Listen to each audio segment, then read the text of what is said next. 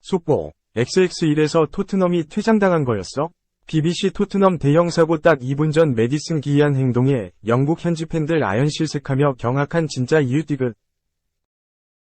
토트넘 호스퍼 주축 수비수 미키 판 더 펜의 부상에 대한 우려가 커지고 있다. 토트넘은 7일, 한국 시간, 영국 런던에 위치한 토트넘 호스퍼 스타디움에서 열린 2023-24 시즌 잉글랜드 프리미어리그 EPL 11라운드 경기에서 1에서 4로 패했다. 토트넘은 시즌 첫 패배를 당했다. 토트넘의 출발은 좋았다. 전반 6분 페널티 박스 오른쪽에서 파페사르의 패스를 받은 데얀 쿨루셉스키의 슈팅이 상대 수비를 막고 그대로 골문으로 들어갔다. 토트넘은 선제골을 기록하며 기선을 제압했다. 토트넘이 기세를 이어갈 수 있었지만 이후 악재가 터졌다. 전반 33분 크리스티안 로메로가 첼시의 엔조 페르난데스에게 거친 태클을 가했다. VAR 판독 끝에 페널티킥이 선언됐고 로메로는 레드카드를 받았다. 키커로 나선 콜 팔머가 토트넘의 골키퍼 굴리엘모 비카리오를 뚫어내고 경기의 균형을 맞췄다. 토트넘은 브레넌 존슨을 불러들이고 이번 시즌 한 번도 나오지 못했던 에릭 다이어를 투입했다. 로메로의 퇴장과 더불어 또 하나의 변수가 발생했다.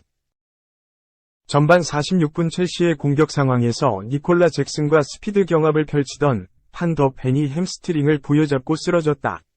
판 더 펜은 의료진의 부축을 받고 경기장에서 빠져나왔다. 엔제 포스테코글루 감독은 에메르송 로야를 투입했다. 에메르송이 판 더 펜의 자리를 대신했지만 판 더 펜까지 빠지자 토트넘의 수비는 급격히 흔들렸다. 후반 10분 데스티니 우도지까지 경고 누적으로 퇴장당한 토트넘은 끝내 수적 열세를 극복하지 못하고 1에서 4대 패를 당했다. 경기 후 포스테코글루 감독은 판 더 펜의 부상 상태에 대해 언급했다.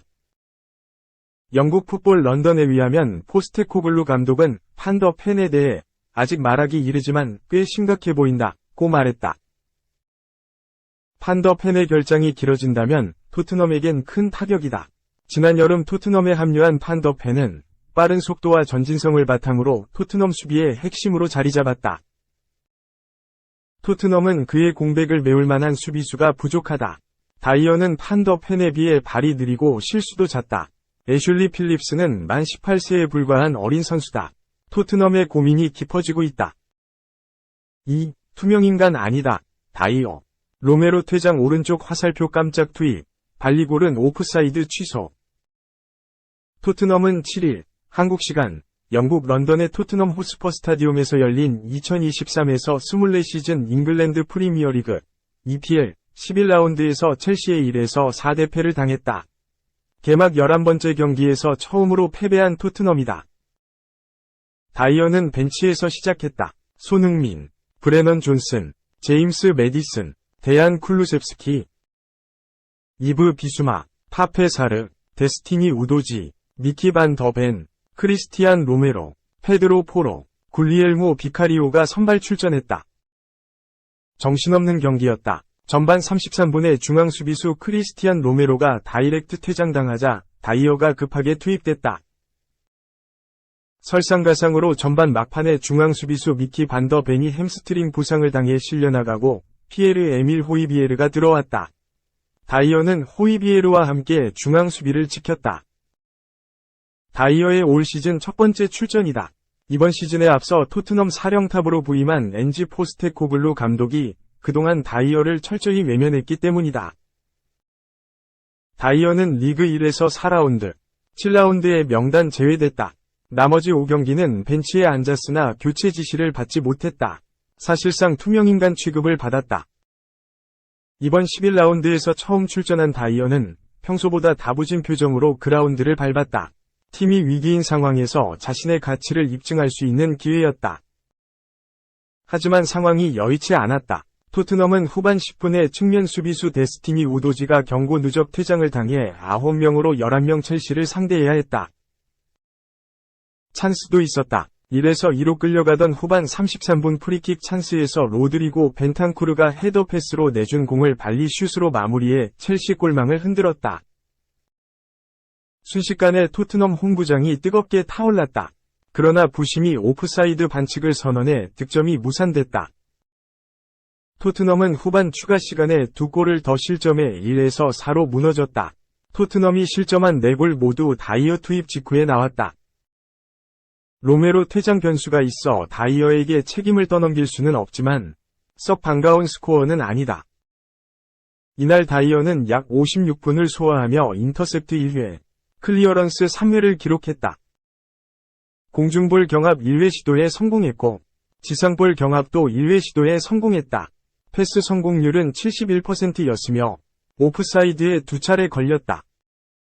로메로는 퇴장 징계로 당분간 경기에 나설 수 없다. 반더벤도 햄스트링 부상 여파로 경기에 뛸 수 없다. 다이어는 다가오는 울버햄튼 원정 경기를 비롯해 아스톤 빌라전, 맨체스터 시티전에 출전 기회를 얻을 것으로 보인다.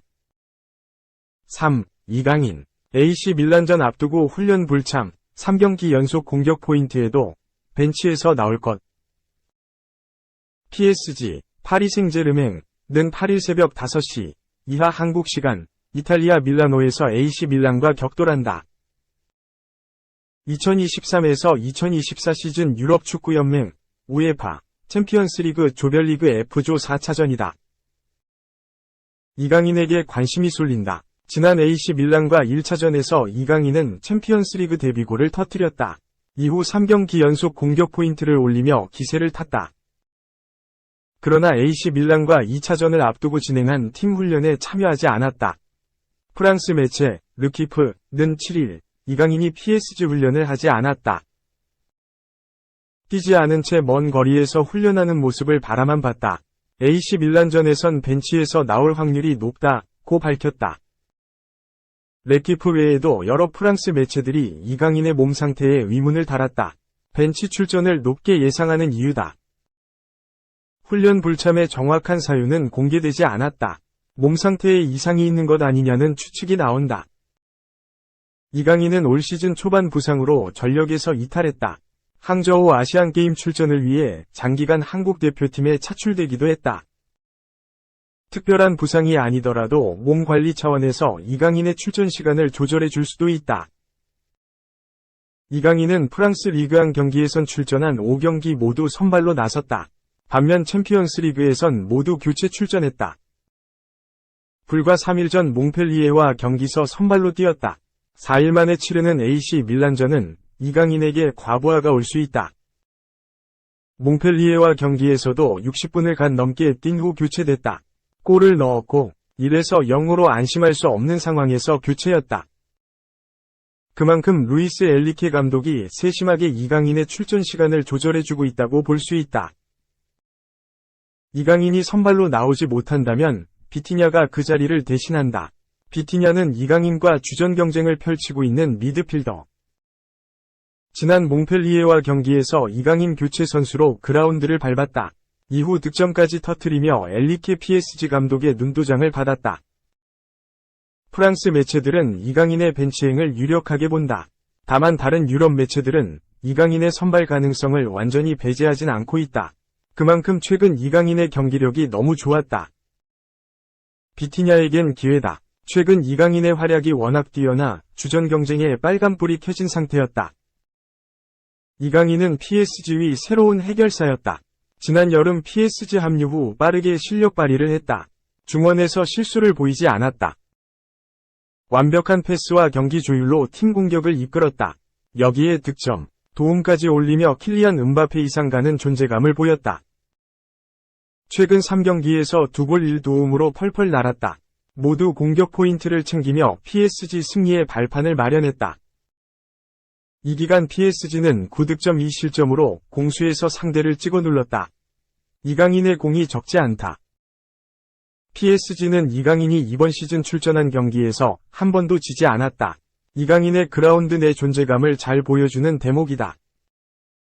특히 가장 최근 열린 4일 새벽 5시 프랑스 파리 파르그 대 프랭스에서 열린 2023에서 2024 시즌 프랑스 리그앙 11라운드 홈경기에선 완벽에 가까운 경기력을 보였다. 이강인은 47번 패스에 모두 성공했다.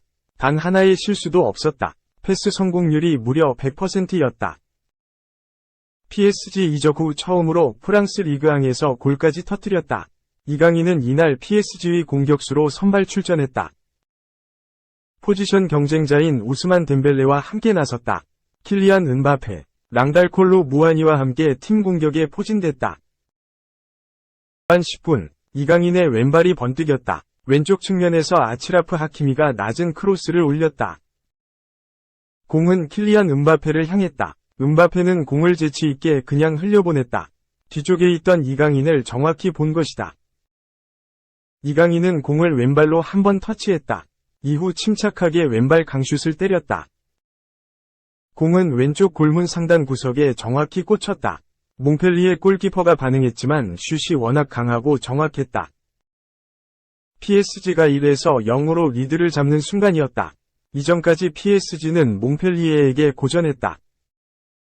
객관적인 전력이 약한 몽펠리에에게 혼쭐이 났다. 몽펠리에는 PSG와 정면 승부를 피했다. 롱패스를 통해 PSG 수비를 흔들었는데 이게 먹혀들었다. 자칫 어렵게 흘러갈 뻔한 경기가 이강인의 선제골로 쉽게 풀렸다. 이후 PSG가 분위기를 압도했다. 뒤지고 있는 몽펠리에는 이전처럼 극단적인 축구를 할 수 없었다. PSG는 전반까지 몽펠리에보다 2배 많은 패스를 했다. 볼 점유율은 70% 나댔다. 후반엔 워렌 자이르 에머리, 비타냐가 추가골을 연달아 넣었다. PSG의 3에서 0 완승. 이강인은 후반 15분 교체됐다. 루이스 엘리케 PSG 감독은 이강인의 체력을 안배했다. 4일 있을 AC 밀란과 유럽축구연맹, 우에파, 챔피언스리그 조별리그 경기에서도 이강인을 쓰기 위해서다. 이날 이강인은 60분 조금 넘게 뛰었지만 임팩트는 엄청났다. 프랑스 매체들은 하나같이 호평하고 나섰다. 프랑스 매체, 르 파리지앵은 이강인의 골 덕분에 PSG가 완승을 거둘 수 있었다. 시즌 초반 부진을 씻고 깜짝 활약을 펼쳤다. 며 이강인은 PSG 중원에 활력을 불어넣고 있다. 엄청난 에너지로 팀 공격을 이끈다. 특히 지난 3경기에서 모두 결정적인 활약으로 팀 승리를 책임졌다. 몽펠리에와 경기에선 100% 패스 성공률을 보였다. 한 번의 패스 실수도 없었다. 필드 위에서 유일한 패스 마스터였다. 고 밝혔다. 평점은 7.5점을 줬다. 양팀 선수 중 가장 높은 점수였다.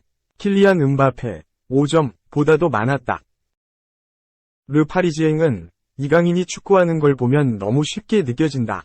이강인이 선발로 나선 경기에서 PSG는 계속해서 승점을 따고 있다. 왼발로 만든 그의 리그앙 데뷔골은 기술적인 측면에서 대단히 높은 점수를 줄 만하다. 중원과 측면을 오가며 정확한 패스를 뿌렸다. 약점이 없다. 모든 플레이가 훌륭했다. 고 극찬했다. 또 다른 프랑스 매체, 풋 메르카토, 는 이날 경기의 맨 오브 더 매치로 이강인을 꼽았다. 평점은 8점을 줬다. 또 다시 PSG를 놀라게 했다. 경기 내내 그라운드를 지배했다. 100%의 패스 성공률이 이강인의 활약상을 잘 보여준다. 볼 배급을 한쪽에 치우치지 않고 고르게 뿌렸다. 고 평가했다. 한편 AC 밀란은 이강인에게 좋은 기억이 있는 팀이다. 이강인은 AC 밀란전에 오른쪽 측면 공격수로 교체 출전했다.